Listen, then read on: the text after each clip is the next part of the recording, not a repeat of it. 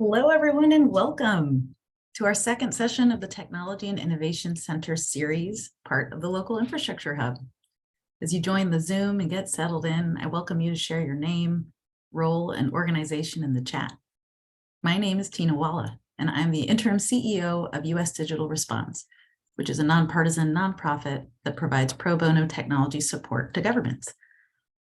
Today's session is a part of the Local Infrastructure Hub, which aims to help America's towns and cities take full advantage of this historic moment and create competitive winning bids for bipartisan infrastructure law funds that deliver real results for residents.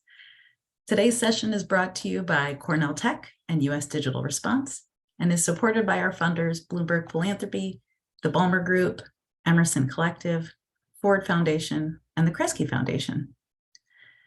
For those of you who joined us in December for our kickoff, I'm delighted to welcome you back.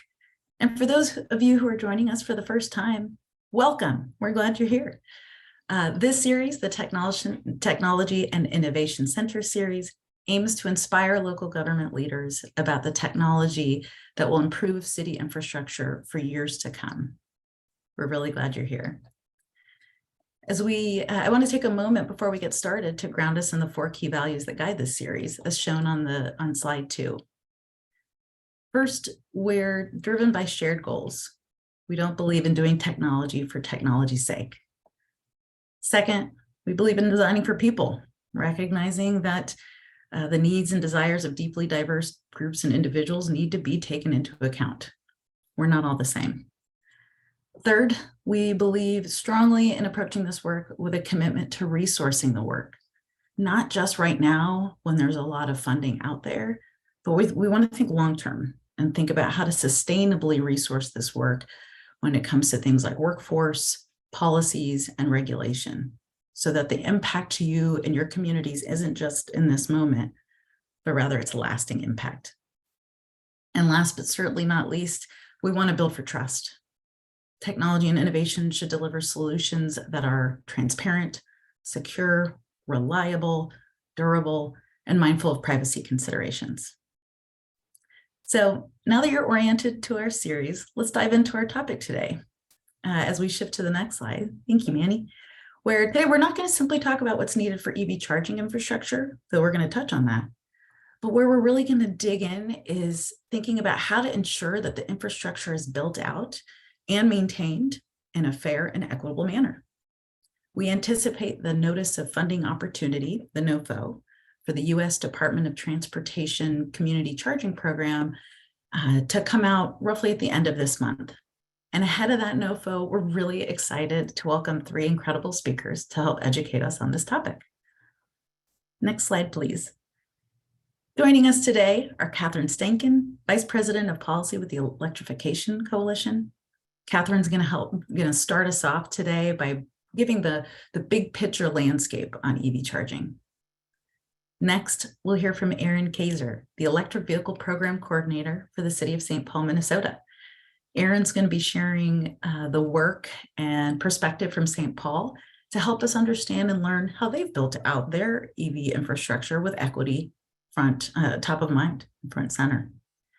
And last but not least, we'll hear from Jordan Davis, Executive Director of Smart Columbus.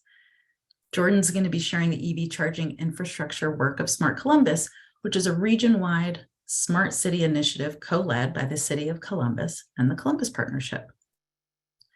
Now, one last thing before we get started, we want to ask a couple quick questions of the audience. So you'll see the lovely Zoom poll window pop up for you. The first question is just inviting you to assess your understanding of what those equity challenges are when we think about EV charging infrastructure. The second poll question is seeking to understand how likely you and your jurisdiction are to apply for the U.S. Department of Transportation's Community Charging Program.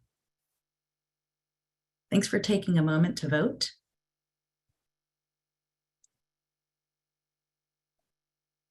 Catherine, now I'll hand it over to you. Great, thanks so much. Can you all hear me? Okay, great. Well, I'm very excited to be here. Thank you for inviting me. And I'm excited to be talking to you all in particular because it's one thing to have the federal funding, but now we need to move forward into the implementation and deployment stage. And so I have a lot of information to present, but I want to be respectful of the other presenters and stick to my time here. So there will definitely be slides to follow up this presentation with today, or just my remarks today, because I'm not going to use slides to just make it all the more engaging. And you can watch my hands. I'll talk with my hands a lot. So first of all, in terms of the federal funding, how are we thinking about, or how did Congress think about equity and fair paths to EV charging? And so with the legislation from the Bipartisan Infrastructure Law and the Inflation Reduction Act, you can think about it in these kind of buckets, or look for programs that have these topics within them. So it could be low income customers, it could be rural areas for deployment, it could be non-attainment areas, and it could be other maybe city-specific policies, and also ports. Those are kind of the key themes, and you're looking through these different programs that were passed that are going to be addressing fair paths to EV charging. So, in starting with the Bipartisan Infrastructure Law, one of the first things that everybody thinks about is the National EV Infrastructure Program, which is NEVI, which is the build out along the corridors. So we're all familiar with that. I'm sure many of you have been involved with your states so far in putting together that plan. But now, as just recently mentioned there, the $2.5 billion competitive grant program, and that's technically not under, it's not called NEVI, but it's just called this discretionary grant program or competitive grant program. And I hope they put some kind of catchy title around it so that we can refer to it that way. But we are expecting to see that program guidance anytime now. It's been a long time coming, and the Joint Office has been at work with that program specifically for a while now. We're also expecting to see the standards from the FHWA come out, and that's actually all Title 23 funding, but we're expecting to see those standards come out. That'll apply to NEVI installed infrastructure, but also probably the $2.5 billion competitive grant program there. But for those of you that are not familiar with that, because we haven't seen this guidance yet, just a quick recap of that program. It's $2.5 billion, but it's available to all alternative fuel infrastructure, not just EV charging. So it'll be a little more competitive. And the intent of that funding is mostly to continue the build out of the infrastructure along those corridors, but more so maybe in use in areas of high demand. And states will be definitely working close in hand with cities there. Cities can also just apply on their own, or metropolitan planning organizations and other local governments can apply for that funding there too. But 50% of that funding needs to be set aside for community grants.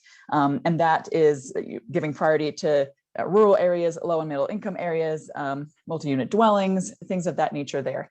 And there's a maximum grant of 15 million for that program. And some of that funding can also be spent on education and outreach. So this is definitely a big one. And yeah, we hope to see the guidance for that soon. But there are a couple other things under the Bipartisan Infrastructure Law that aren't getting talked about as much, but are very applicable to be enabling fair EV charging. And can more than one city apply together on the same application? I just saw, sorry, I know we'll get to questions later, but I do believe that you could, but the guidance will spell that out more specifically. But I know that they want the funding to be leveraged, very far and involve a lot of different private actors as well to make that funding go further. So I think that the more cities you can get on one application, the better. But let me just address a couple more policies from the Bipartisan Infrastructure Law. So first of all, the CMAQ program. This is congestion mitigation, air quality improvement. So this is directly looking at some air quality and non-attainment areas. This is another great way to be making sure that infrastructure is installed equitably. And the Bipartisan Infrastructure Law made adjustments to this program about what is eligible. So for example, micromobility applications, bike sharing, okay, that's not electric, but it could be an electric bike, but also more of a focus on medium heavy duty EVs and those applications. So that's definitely something to look at now as the new rounds of funding come forward from states and how cities can apply, and to note those changes there. Other things, there's the Low-No program that received additional funding under the Bipartisan Infrastructure Law, but there's been some adjustments there. And then also a continuation of a program called Grants for Buses and Bus Facilities, in which case 15% of funding needs to be spent on rural applications. So just a thing to note there too. So there's so much funding available now, and it's going to be very confusing about which application is due when. And it's something that we're trying to keep track of, and which funding can you stack, which sources can you stack if you apply for CMAQ, and you're not awarded, can that then be used, or your application be modified for grants for buses and bus facilities? We think, yes, there's been a lot of communication across the joint agencies, or the agencies and the joint office now to enable that kind of speed of application in the process. Speaking of the joint office, though, just a note about how they've been responding to the bipartisan infrastructure law. We've seen the rural toolkit that they put out. They're also working on an urban toolkit. This should be released also anytime now. And that'll be a great resource for cities because they'll have at the end of that an appendix that lists out all the various funding sources and hopefully also the stackability. So be on the lookout for that. Also note about the joint office is that they've been really, I think that they've been great about providing technical assistance. So if you are submitting an application and you need that help, or you're unsure or are not clear, it's their number one job to get this funding out. So I recommend just, even right now, if you haven't reached out to them to introduce your city or your group, definitely do so, because that just starts your partnership and your communication off with them. So yeah, I think that the joint office has been doing a great job.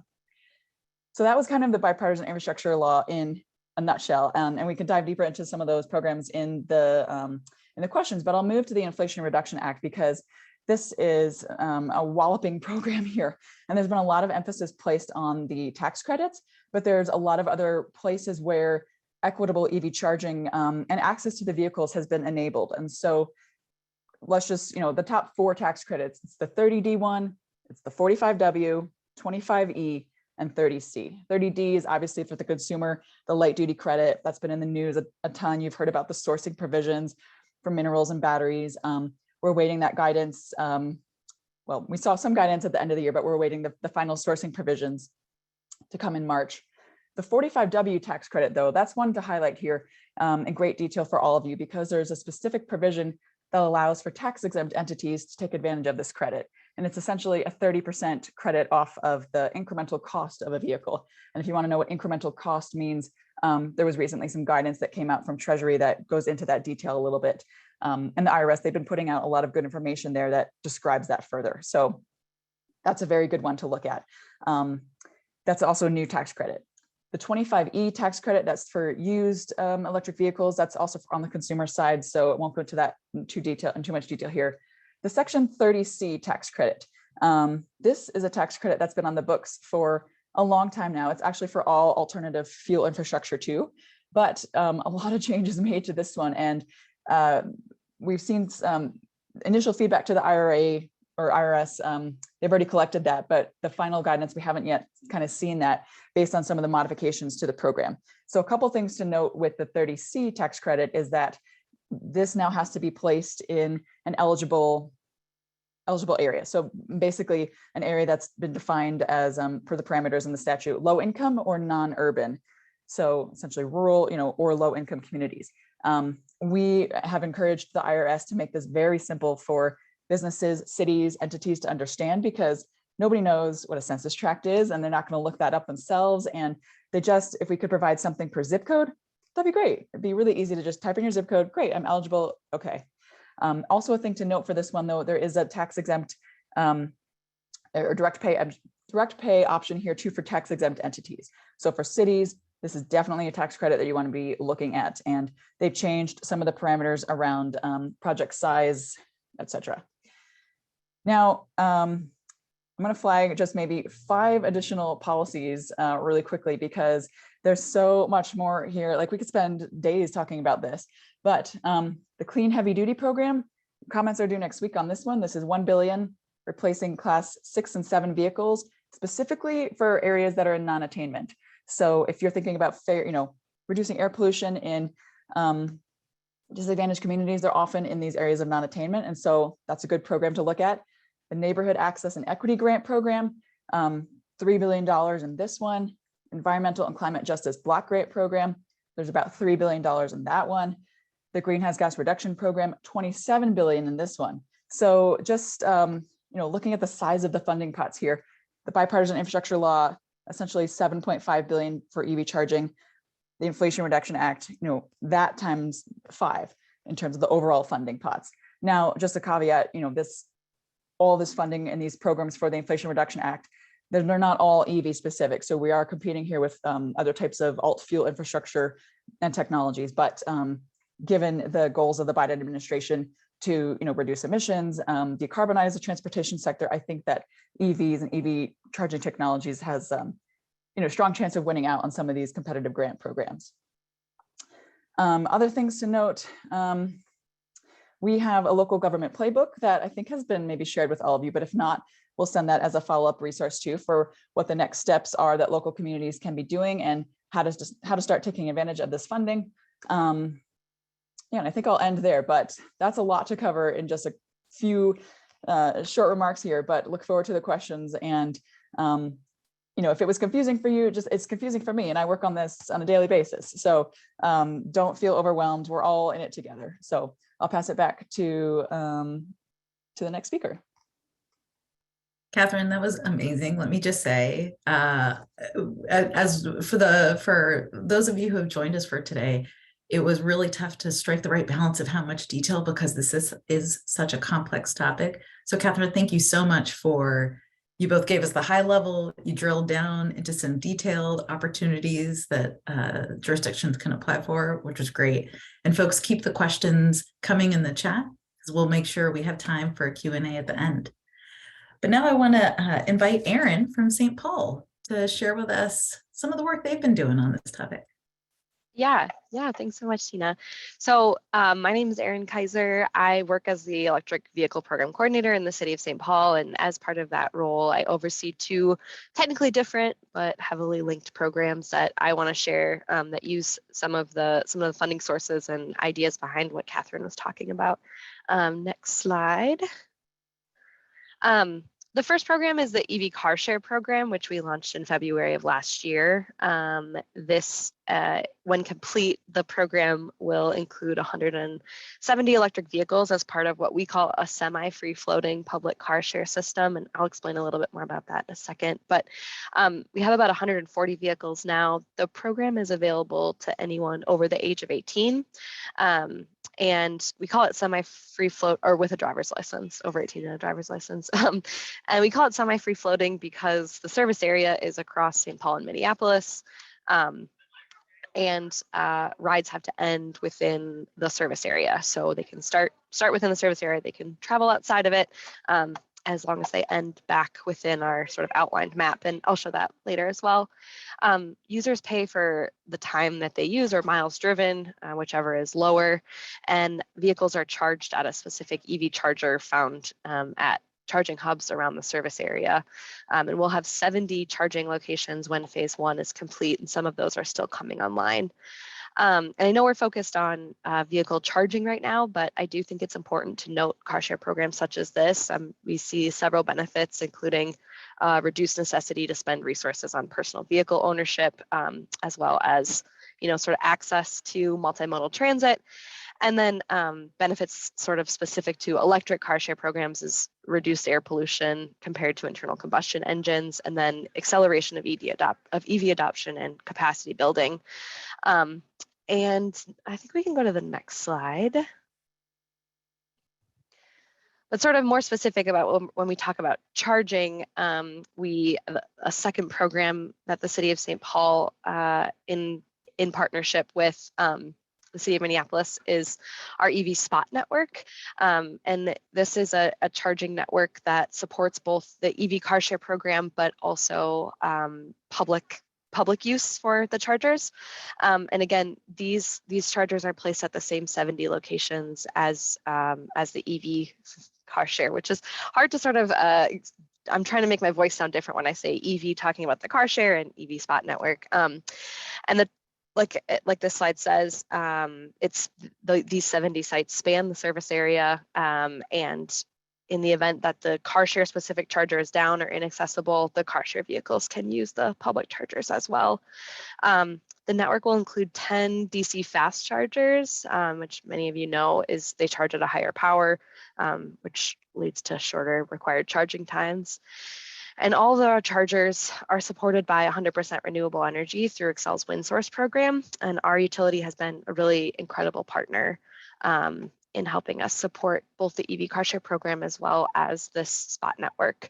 And how related to sort of just providing access, we think that, I mean, we believe, we know that this program, the EV Spot Network, is well positioned to support the increase in sort of electric vehicle purchases through the Inflation Reduction Act tax credits, because it provides more charging opportunities to folks on a public basis. You can go to the next slide, Manny. And then here's a map of the service area. So you can see it spans Minneapolis and St. Paul for those of you who are familiar with the area.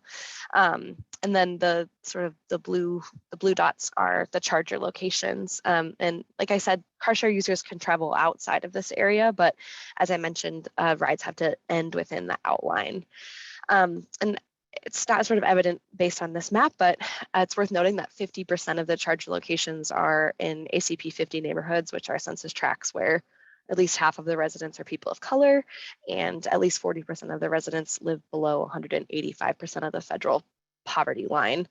And I think to boil that down into more sort of social points is that we wanted to focus on neighborhoods that have historically been left out of conversations and initiatives that are related to electric vehicle charging as well as car sharing programs. When we look at those neighborhoods, many residents don't own their place of residence, and in many cases that means they don't have access to installation of a personal use charger. And so the Spot Network supports folks who are maybe in multi-unit buildings or renters who want access to electric vehicles. And then next slide. And then I think sort of the bulk of what we really want to talk about when it comes to sort of fair and equitable access. This is a slide that sort of shows the site selection process. And obviously this is a huge oversimplification of how this process happened, but at a high level, sort of the first step was that neighborhoods were selected based on the objectives that you see here. So transit usage, demographics, housing and vehicle ownership density, any planned or existing bicycle facilities or mobility options, and then proximity to other identified sites. So, you know, the idea of building a network is that they support each other and they're not too far away or too close to each other. And then the second step is sites were selected sort of specifically within those neighborhoods to be placed in the public right-of-way based on very detailed and technical requirements. So you can see some of those listed here, right? There's space requirements, there's ADA requirements, you know, driveways, and any of those sorts of city planning ideas here.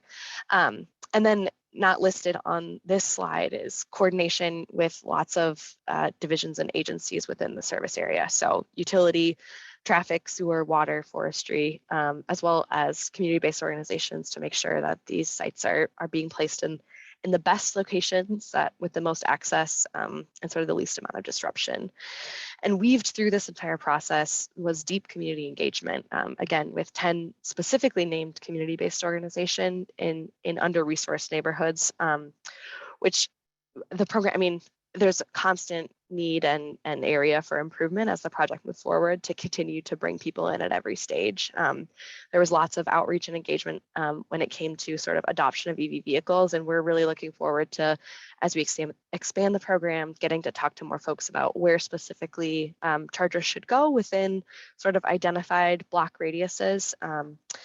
And before I hand it off here, I think it's just important to note as we think about equitable access, it's access to chargers and car sharing doesn't end once the charger is online.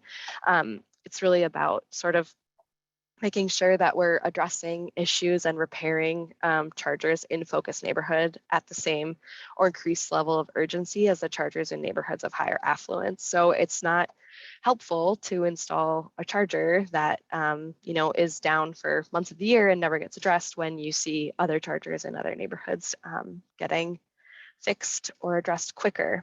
So like that's a lot of information, and I see there's some questions here that I just totally ignored while I was speaking, but I can address those during the question and answer. And yeah, I'm excited to talk more about this project with y'all.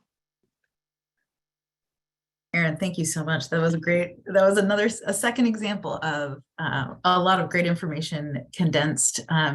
And I think you've piqued a lot of folks' interest, as you can tell by the chat. So excited to come back and also dig into some of the community engagement that you signaled, because I think that can be certainly a really important element when we think about centering those who have not been, whose voices have not been engaged in some of these types of processes.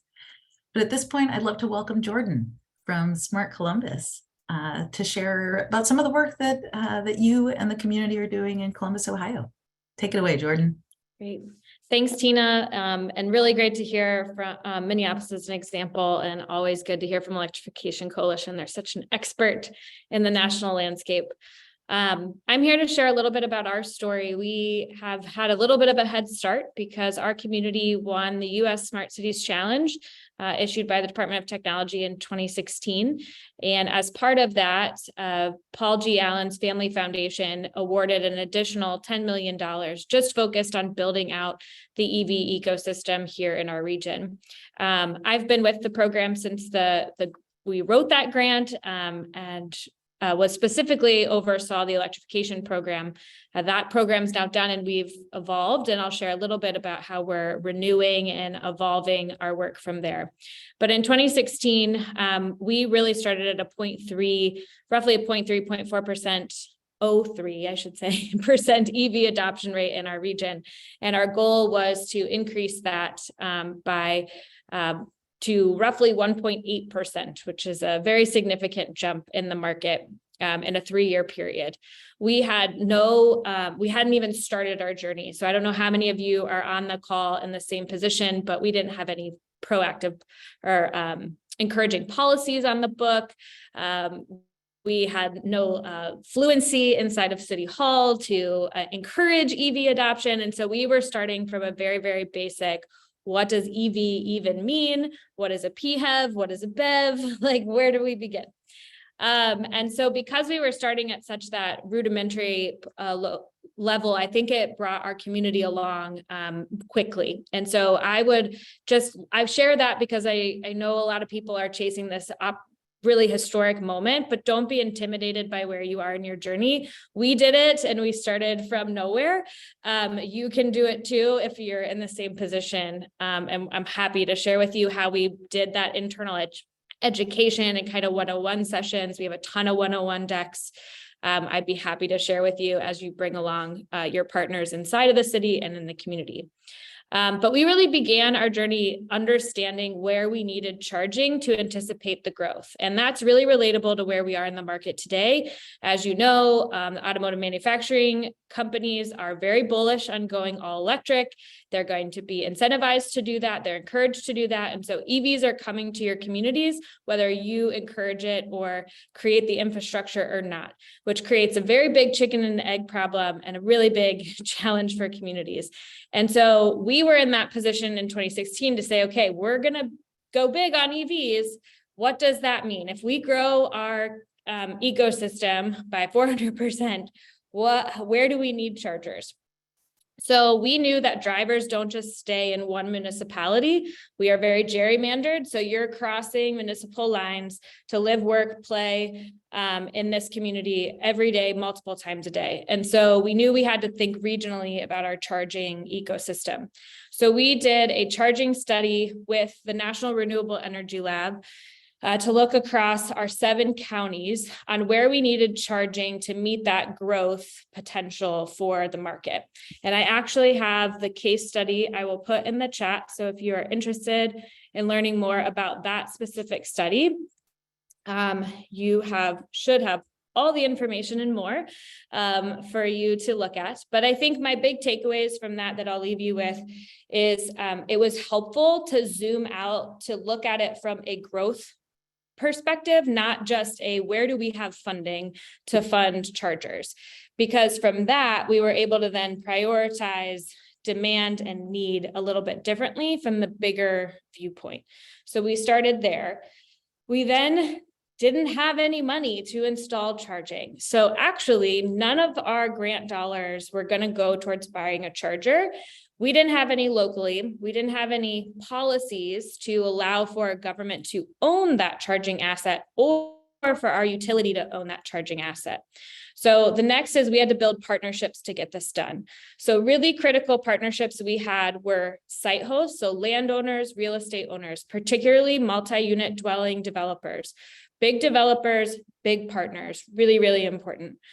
Second was our utility. Our utility, we could not have done this without a very, very close relationship with the utility. We had NDAs with them to be able to understand where their capacity is, where we could actually site chargers. And we worked with them to essentially assign a team inside of the utility that would be our education and outreach arm with us to talk to site hosts, to get people to understand that it was feasible for them to have a charger at their facilities, et cetera, et cetera. We then actually ended up getting a rate filing with the utility that brought in money. So we were awarded funding about $9 million over 3 years to install 900 chargers around the region. So if you're lucky enough to get these federal dollars, the money's available. Now, how do you get it into sites and facilitate partnerships and the like? So we had a very big role in recruiting sites. So we had a goal of a minimum of 10% in low to moderate income communities. It was regional, so it wasn't just, in the urban areas. But then we knew that the government, or particularly the city of Columbus, could not own the charging. So in order to do public charging, we had to think pretty creatively about where could those sites be that they could be privately owned, and then how could we put out RFPs and other things to give right-of-way access. So the policy roles was really important to allowing for the investment to even occur. Just because we had the money didn't mean the sites just came, didn't mean the chargers just got installed. The ownership model is super, super important. So if you haven't thought about that, I'd recommend getting ahead of that before you go out for bid and grant. There are, if you're a lower adoption market right now, you won't be in 5 years. It's a loss leader investment. So it's important to know what you're getting into, if you are going to own the charging, or what you're going to offer up in that relationship. If you're going to partner with a private sector, what type of land lease are you going to give them for what amount of time to be able to operate that charger? And then what type of requirements are you going to ask them to make sure it's maintained for the long term? So we've learned a lot in that. I'll also share a case study on the utility partnership so that you have that. We're now in a new era. We've depleted all of that money. We've spent all that. We have over 1,000 new chargers in our market. It's a wonderful success story, but we need more. We filled the gaps that we had because we were really behind, but now the market's growing even more. And we have some equity gaps to close, and we have some more work to do. So we have embarked on a similar siting study. Hopefully I'll be able to share that with this group in the coming week. But it's even bigger. So we went to 15 counties. We were at 7. We stretched out to 15 because we believe that from competitiveness, we need to partner more rurally than we did in the first iteration. So we're trying to build even more alliances at the regional level for how we think about the charging ecosystem. And then we've really prioritized thinking about kind of long-term equitable infrastructure and where that needs to go. So we have different siting and logic for urban areas versus the rural areas, and I'll be able to share that as soon as our plan is done, but I think that's super important.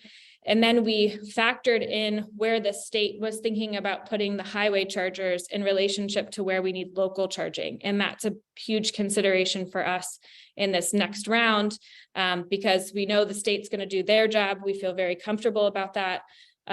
But we know that's not going to be enough for our local consumers and drivers here. So we need to think, where are those gaps? How do we get those resources? The federal money isn't actually going to close the gap that we need. So we'll be forming similar partnerships again, hopefully successfully with the utility for another rate continuation and the like. So hopefully that gives you a little bit of an overview of the dynamics of this ecosystem and what we've had to do, and I'm happy to answer any questions. Jordan, thank you so much. I think I just want to highlight, we just heard about how just at the federal level, but then also at the city and then the regional level, how different communities are approaching this moment in their journeys, the use of really creative partnerships, and how to center all of that on fair and equitable outcomes. So I'm so excited now as we transition to our Q&A portion. Again, keep bringing your questions to the chat. We're going to take this moment to do a redo on our second poll question, which again is, how likely are you and your jurisdiction to apply for the U.S. Department of Transportation's community charging program? As you take a moment to answer that poll question, I'm going to tee up a question, the first question for Catherine, if that's all right. And Catherine, there was a question in the chat earlier around like, how should cities start to prepare as we await the guidance coming from DOT later this month? You know, if as folks leave today's session fired up and inspired by the three of you, what are some tangible actions that they can be taking in their communities? That I have to remove the poll question out of the center there. Yeah, that's a great question. There's so much that needs to be done, but I think first and foremost, doing it in kind of the piecemeal steps here. So in the local government playbook, I mean, we outlined some things to do today, some things to do tomorrow, and then kind of longer term. But starting to establish some of the relationships with whether it's states and the people that are working through some of the policies at the state level, like the people doing the NEVI program that might be different than those that apply for the $2.5 billion competitive grant program. Starting to reach out to your utility and involving them, whether you have a big investor-owned utility or more of a rural co-op situation going on, they need to be involved as well. And having them a part of your application or looped into this, I think that the more actors that you can show bought into this, that helps to give your application kind of a leg up. Also a note about working with your states, because there are some of the policies, it is formula funding that comes to them and it'll be distributed out via the state. Others you can apply directly to the federal government for, but it might be a different person than you're used to working with. So for example, with the NEVI funding, that's a DOT office. With the Volkswagen settlement funding from years prior, that was an air office or an energy office. And so we're starting to see, even at the state level, sometimes that office or that relationship between the DOT, the energy office, the utility office, like, or the utilities commission, that might be now a central coordinated role with your state. So I'd recommend doing a lot of outreach there and letting them know what your plans are and seeing if there's that opportunity for engagement. Also, I just want to say, it's okay to feel overwhelmed again, because this is it's so much information and there's a lot of different pieces to think through. But in the playbook, we do also note that if you start to look at the policies you do have on the books and then ones that might also be needed, some complementary policies, for example, with the permitting and the siting of some of the charging stations, depending on who has that jurisdiction to approve where the permit goes or the siting for it goes, you might need some streamlining there. You might need to host a workshop for different electricians on how to work through that process. I mean, there's a lot of different pieces here to start to think through. So I'll say one step at a time. One step at a time seems like a really great, that's really good advice. And Catherine, something you mentioned earlier was DOT's sort of, interest or support of partnerships. So Aaron and Jordan, I want to come to both of you. And Aaron, I'm going to start with you. This is a question from Brian that he dropped into the chat. Can you talk about any public-private partnerships that have been a part of your work in St. Paul in terms of utilizing parking lots as EV charging sites, for example? Yeah, so all of the chargers that are in our 70 spot network and EV chargers are in the public right of way, including one library parking lot, which is very cool and exciting. But I think so answering this sort of twofold. One, we did have a lot of public-private partnerships, right? We're working with a fleet operator, Our Car, who's really aware of the market in the Twin Cities with car share. And then our electric utility has been so helpful, as well as the partnership between the city of St. Paul and the city of Minneapolis. So, I mean, when we talk about why the program saw success, I think the partnership sort of like lightning strike was really important. But additionally, I think there is the informal public-private partnership between like having a charger in the public right of way in front of someone's business, in front of someone's home, and being able to effectively communicate the positive benefits of having a charger like that in front of someone's commercial business where they do pay taxes and contribute it to the community. And so I think just being really open and transparent and willing to hear feedback from all levels of sort of engagement is really important. And then being really willing to be creative about how to make partnerships work. It's interesting to hear Jordan's experience with just sort of like the rules and regulations about who can purchase what, how you can, make things work with federal funding and those kinds of things. And I think, asking questions and developing deep partnerships is so important. That's so powerful. And Jordan, I was going to come to you with Catherine's question, which you address in the chat. I do want to welcome you to come off mute and add any additional color to sort of the types of incentives and the types of creative ideas you employed in the Columbus area to incentivize developers. Yeah, if you are in our position, we just take a pretty market-driven approach, and people were pretty skittish on, will there actually be demand for this infrastructure?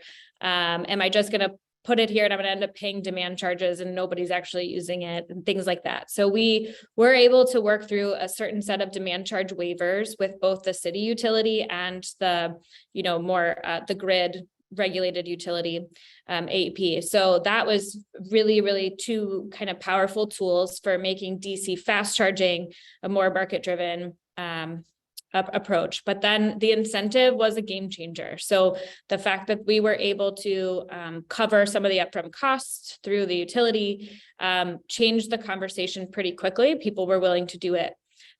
We did form some partnerships that were pretty unique.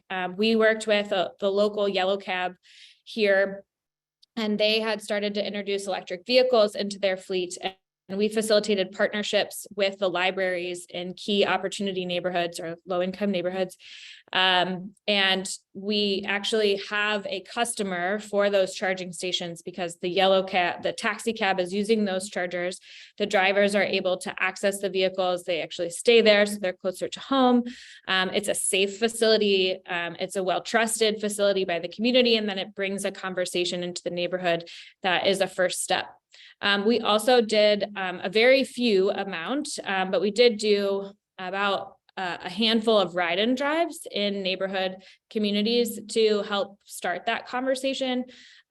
We don't have any public right-of-way, like we didn't remove any parking spots in opportunity neighborhoods for EV charging at this point. We used all off parking locations. So whether that was at the community foundation, the libraries, or other civic nonprofit partners or businesses in the area, that's how we kind of brought it into the neighborhood first. We also have added into this new mapping exercise, which I encourage others to do. We really focused on public charging, particularly fast charging and level 2s and workplace charging in the first round. That was kind of like the basics, like no brainers. These are no regret investments kind of thing. Like these are going to be used, they're in demand, let's go.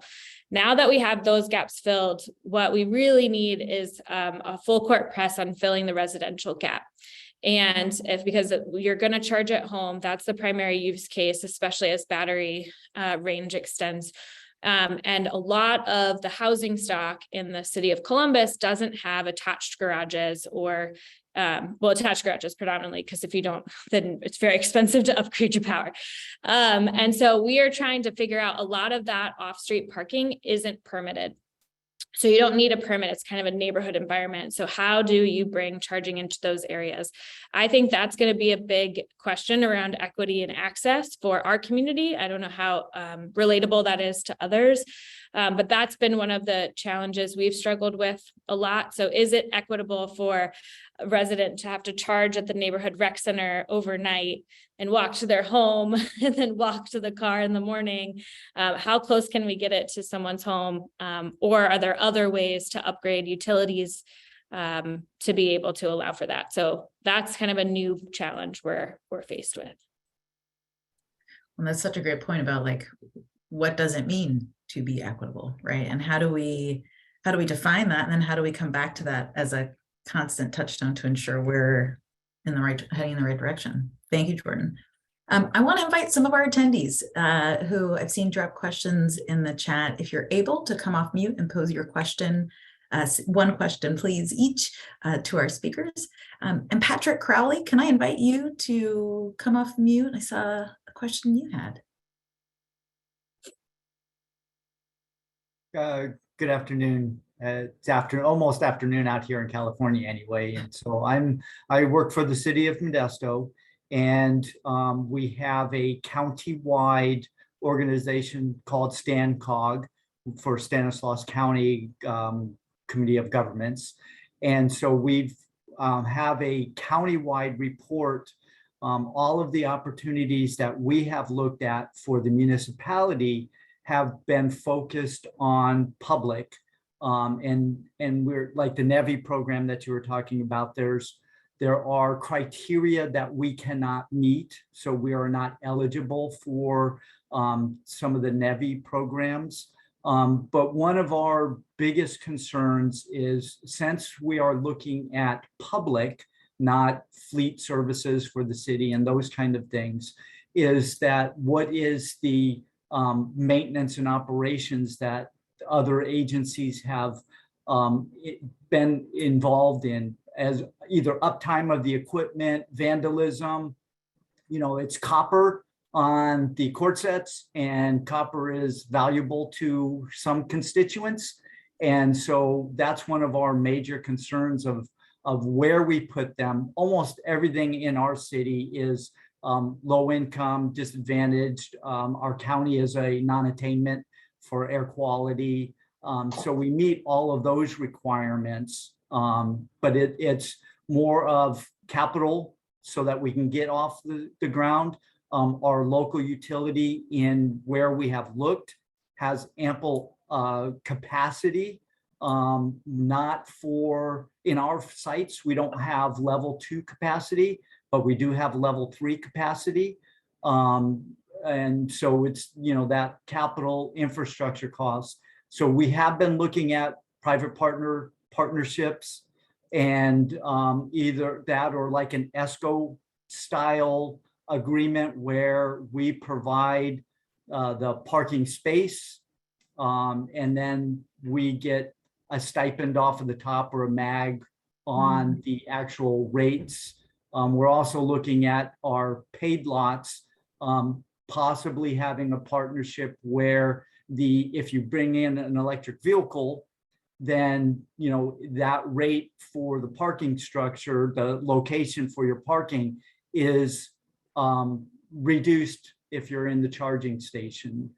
So Thank you, basically Patrick. is your impacts to your O&M and those kind of costs for your equipment uptime. Great question. I'll invite any of our speakers to share sort of what they've seen in their communities or generally across the landscape. Well, maybe I'll jump in quickly, and I'd say, so first of all, with the 30C tax credit, I'd look at that one too. If you're looking to install more infrastructure and that the NEVI stations like that, those standards there aren't applicable, as what you're saying, it sounded like. So that's one to look at. And then with some of these other programs, we have been, well, actually, even with NEVI, we've been advocating, hey, states really need to be including operations and maintenance. They need to set aside a specific budget for that. So I'll be curious now, as we move forward with the second round of NEVI funding for California and for all other states, how that's included as a principle and parameter, and how the DOT approves some applications or the second round of NEVI funds based on O&M being called and singled out, and how they're addressing that.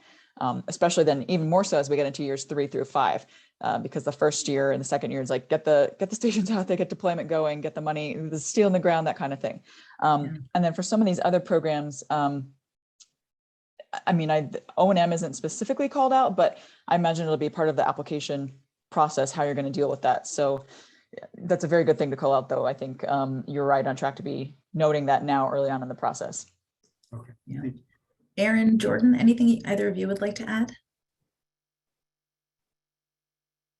I would just comment, and I know there's another question here I was writing to respond, but our market-driven approach makes it very hard to control operations and maintenance expectations, as well as someone also asked about the rates and policies. So different site hosts have very different points of view on this. Some limit by time, so you can only be here for 2 or 4 hours before you have to move. Some offer it completely for free as a community amenity. Others charge without time limit. So that does make it pretty difficult to manage. It's probably the con of the market-driven approach, right? So, Austin, their utility has a really great kind of payment program and approach with their public charging through their utility. It's something we studied and just envied, but that just wasn't in our toolkit to use that vehicle. So we published some recommended policies, and because we were involved in helping to recruit a lot of sites, we helped educate them on what the role of charging is and why it's so important to have charging available to actually grow the market and vice versa. And so there's a big education role in there, especially as you're thinking about your grants. Don't discount, like just putting a charger in and expecting they will come.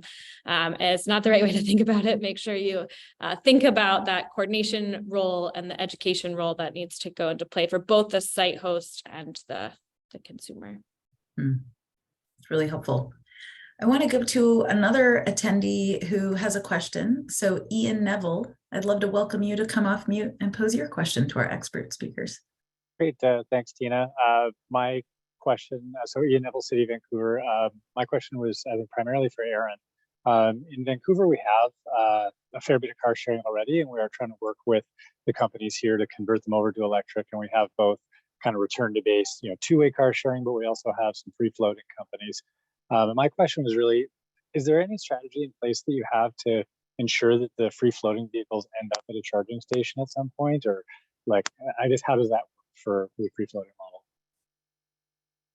Yeah, it's a great question. And our partnership with our fleet operator, Our Car, is sort of the best way to describe that. So they're 100% responsible for sort of redistribution of the vehicles. So they have a street team that manages like their app-based service and looks at where cars are clumping or not moving for a long time. And then, yeah, they redistribute them around the St. Paul or Minneapolis. And so, a car share program isn't helpful if all of the cars end up in one specific neighborhood, because that's where people are using them.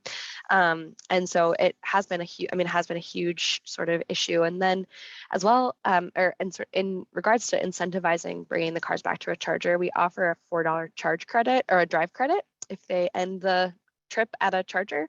And the exact stats, I'm not 100% sure, but I think it's like on average, like every third user is like bringing it back to a charging station. And I think it's worth noting for folks who are in cold climates that we also have a $10 drive credit for moving a car during a snow emergency. So that's a huge issue as well, making sure that our cars stay out of impound lots. And so we ask for user help to sort of make sure that the cars are parked legally. Because if you're not a car owner, you aren't thinking about sort of where your car is parked and how to make sure. And I think it's applicable in places where street sweeping is a regular sort of city service as well. And then I hate to go back to a question, but I do want to talk just a little bit about sort of our model of the O&M. So each of the cities are 100% responsible for the siting responsibility once the sites are up, and then the operations of those chargers. So St. Paul, we're in sort of a installation period right now with our charger OEM, but St. Paul will eventually manage all of the maintenance and upkeep of the chargers. And so we think that's a good way to sort of keep things really transparent and really equal across the system. Certainly requires capacity and training and sort of those kinds of pieces, but that's sort of the route that we went with our O&M. Thanks, Aaron, for answering two questions in one go. And Ian, thanks for your question. I want to invite one final participant to come off mute and ask their question. And it's from Brian Schmitz. Brian, take it away. Hello, everybody from Austin. I work with a consulting group. We represent a number of clients and all over the country, but mainly in Houston, Texas. We are in the beginning phases of trying to assess need in certain areas, as well as get a foothold on how to approach the grants as they roll out. So one of the challenges that we're looking at right now is in a number of the areas where we find complete communities or Justice 40 initiative type communities. We have large transit ridership which is no surprise given the trends there. But we're looking, currently I'm looking at specific partnerships with public transportation in attaining charging sites at transit hubs. And I wonder if anybody had any experience or really any thoughts on maybe some best practices there. Yeah. Erin, you want to take this one? Yeah, so oh, everything disappeared. Okay, you're back. So I think having a strong partnership with your transit authority is really important. So Metro Transit has been really great to us to work with. We're working on an expansion of both our car share program as well as some of our public charging with a BRT line. So we'll offer, it'll be two-way car sharing as well as charging opportunities along a specific line out into one of the eastern suburbs. But it's definitely complicated as we think about like agency interaction with funding and timing. I mean, I know, for instance, like we're building a big transit center in St. Paul, and you know, we're working on like securing funding to build out the network, and they're like breaking ground, right? And so it's hard to line up those timelines in that way. But I think a good place to start is having conversations as you think about street development and or transit hub development to make sure that electric service is in place, so that when you do get funding or get the go ahead on getting stuff there, you're not having to recreate some of the electric service upgrades that you've done, and installing transformers to make sure that the service is supported itself. So sometimes that's like the less glamorous, but still really important to have that underground support in there as transit hubs are being redeveloped or sort of built. If I could piggyback off that comment and just raise one more thing, finding infrastructure costs. I mean, it's going to be difficult for any agency because they're going to vary so greatly across the board. But is there any guidance that you know of that will, in the public domain, that will help our clients make better decisions about how many, what type of, and some of the outside capital costs sort of issues we may run into? I understand certainly, in terms of dealing with the electric companies and things like that about capacity at certain stations and things like that, especially when it gets into the phase 3 larger chargers. But has there been any guidance that you've seen or produced maybe that would be available? Thanks, Brian, for that extra question. I'm going to invite our speakers to consider answering that as a part of this final question that I have for you. We're about to wrap up.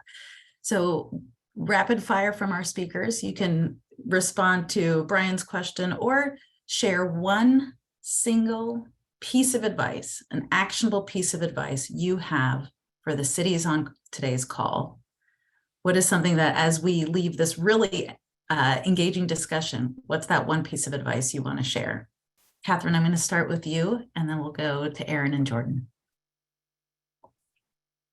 Well, Brian, I put some things in the chat there, and is about just the transit hub charging. And if there's one resource there that I could point you to, I don't know off the top of my head, because that's that's involving a lot of different aspects, utility, the upgrades, the bus transition. But that program I linked in the chat, that does require you do a fleet plan. And so just thinking through the planning process that might, and putting forward the fleet plan, maybe that'll even unlock some more resources and ideas. But my one thing to take away here is to look at that 45W tax credit once we get final guidance and all that, but it's active now. And for cities, there's that direct pay element. So you can all take advantage of that. We think that that's going to be a great one for getting more light duty vehicles, but also medium heavy duty ones on the books. So I'll leave it there. Thank you, Catherine. I know we're at the top of the hour, but Erin and Jordan, your 30-second responses, single piece of advice you have for cities on the call. Yeah, I mean, I think that the folks here, I've touched on it, but I think having conversations and being really willing to have conversations both up and down as we think about community development. Having chargers in places where people are going to use them is great, but you have to make sure that folks feel included in the planning process and like they're active members of the electric vehicle community and charging community. So I think yeah, having conversations and building community around solutions is really important.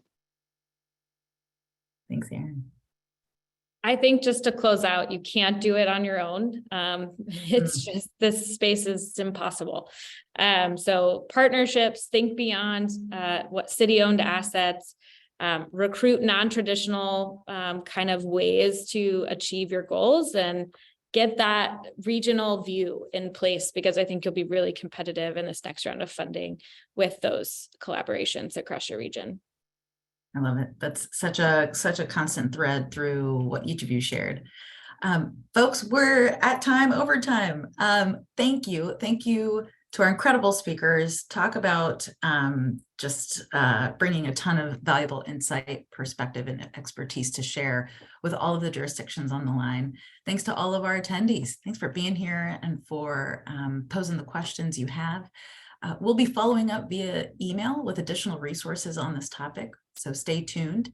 And also remember that the Local Infrastructure Hub website is a great resource to see upcoming events, to access a recording of today's session, and to learn about other resources that the Hub provides. Our next Technology and Innovation Center Series session will be on Wednesday, February 8th at the same time.